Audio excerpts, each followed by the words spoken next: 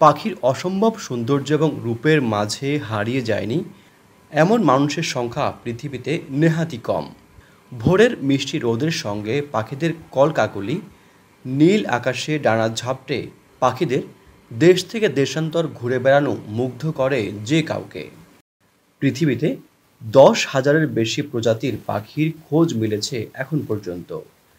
এদের মধ্যে এমন কিছু পাখি রয়েছে যাদের সৌন্দর্য বর্ণনা করে শেষ করা যাবে না।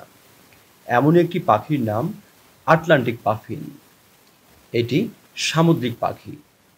অবাক ব্যাপার হলো এই পাখি পানিতে উঠতে পারে, সাঁতারও কাটতে পারে। এটি তার ডানাকে বৈঠার মতো ব্যবহার করে পানিতে চলতে পারে। ডানা ব্যবহার করার কারণেই সম্ভবত এদের এ ধরনের চলনকে ওড়ার সঙ্গে তুলনা করা হয়েছে। আর সাঁতার কাটার সময় শুধু পা ব্যবহার করে। আটলান্টিক মহাসাগর উপকূলে এরা বাস করে।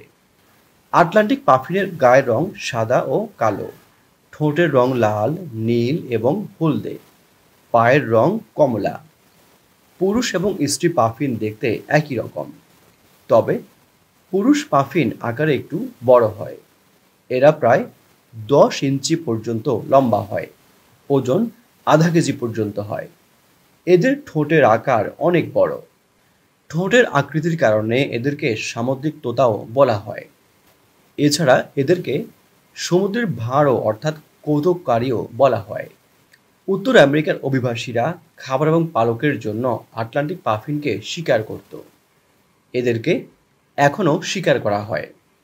আটলান্টিক পাফিন মুক্ত পরিবেশে প্রায় 20 বছর বেঁচে থাকে। পৃথিবীর অন্যতম সুন্দর পাখি আটলান্টিক পাফিন নিয়ে সাজানো আজকের পর্বটি আমরা এখানেই শেষ করছি।